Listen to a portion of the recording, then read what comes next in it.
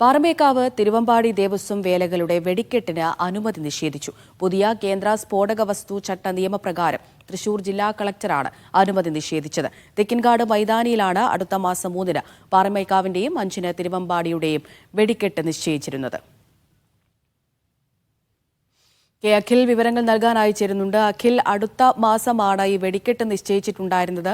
ഇപ്പോൾ ഇങ്ങനെയൊരു തീരുമാനം കളക്ടറുടെ ഭാഗത്തു നിന്ന് വരുമ്പോൾ എന്താണ് തിരുവമ്പാടിയുടെയും അതുപോലെ തന്നെ പാറമേക്കാവിന്റെയും ഒരു വിശദീകരണം, എന്തെങ്കിലും മറുപടി അല്ലെങ്കിൽ ഒരു പ്രതികരണം ഇരുവരുടെയും ഭാഗത്തു നിന്ന് വന്നിട്ടുണ്ടോ? എങ്ങനെയാണ് ഈ ഒരു തീരുമാനത്തെ അവർ കാണുന്നത്?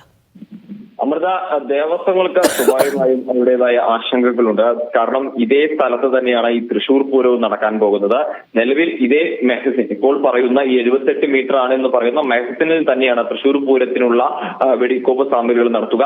ഇതേ റൗണ്ടിൽ തന്നെയാണ്, ആ ചുറ്റളവിൽ തന്നെ പെട്രോൾ പമ്പും ഈ പറയുന്ന 250 മീറ്റർ ചുറ്റളവിൽ സ്കൂളുകളും വരും. അപ്പോൾ സ്വാഭാവികമായിട്ടും ഇതിന് അനുമതി നിഷേധിക്കുമ്പോൾ ഈ തൃശൂർ പൂരത്തിനും അനുമതി നിഷേധിപ്പിക്കപ്പെടുമോ എന്നൊരു ആശങ്ക സ്വാഭാവികമായും ദേവസ്വം കൂടുതൽക്കുണ്ട്. ഇതിപ്പോൾ വേലകൾ, അതായത് തിരുവമ്പാടിയുടെയും പാറമേക്കാവിന്റെയും വേലകൾക്കാണ് ഈ അനുമതി നിഷേധിച്ചിരിക്കുന്നത്.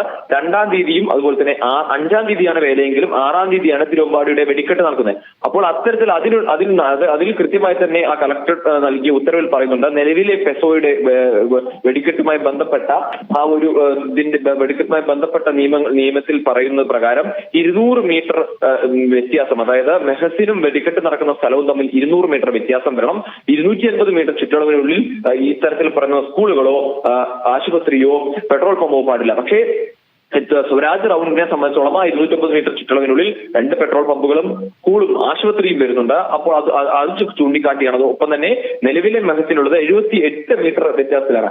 ഈ കാര്യങ്ങൾ ചൂണ്ടിക്കാട്ടിക്കൊണ്ടാണ് ഇത്തരത്തിൽ ജില്ലാ കളക്ടർ ഈ അനുമതി നിഷേധിച്ചിരിക്കുന്നത്. ഈ 2 വേലകൾക്കുമുള്ള വെടിക്കെട്ടിനുള്ള അനുമതി നിഷേധിച്ചിരിക്കുന്നത്. അത് പക്ഷേ ഇതേ സ്ഥലത്ത് തന്നെയാണ് ഈ പറയുന്ന തൃശൂർ പൂരത്തിൽ വെടിക്കെട്ട് നടക്കുന്നത്. അതാണ് ഏറ്റവും വലിയ ആശങ്ക. ഒരുപക്ഷെ വേലയ്ക്ക് വെടിക്കെട്ട് നിഷേധിച്ചതിനപ്പുറത്തേക്ക് തൃശൂർ പൂരത്തിന് ഇനി മാസങ്ങൾ, അതായത് 3-4 മാസം മാത്രമാണ് തൃശൂർ പൂരത്തിനും അവശേഷിക്കുന്നത്. അപ്പോൾ ഇതിനപ്പുറത്തേക്ക് 3 മാസത്തിനപ്പുറം വരുന്ന തൃശൂർ പൂരത്തിനും ഈ അനുമതി നിഷേധിക്കപ്പെടുമോ എന്നൊരു ആശങ്ക എന്തായാലും ഇരു ദേവസ്വങ്ങൾക്കും ഉണ്ട്. അമൃത, കെ അഖിലാണ് വിവരങ്ങൾ നൽകിയത്.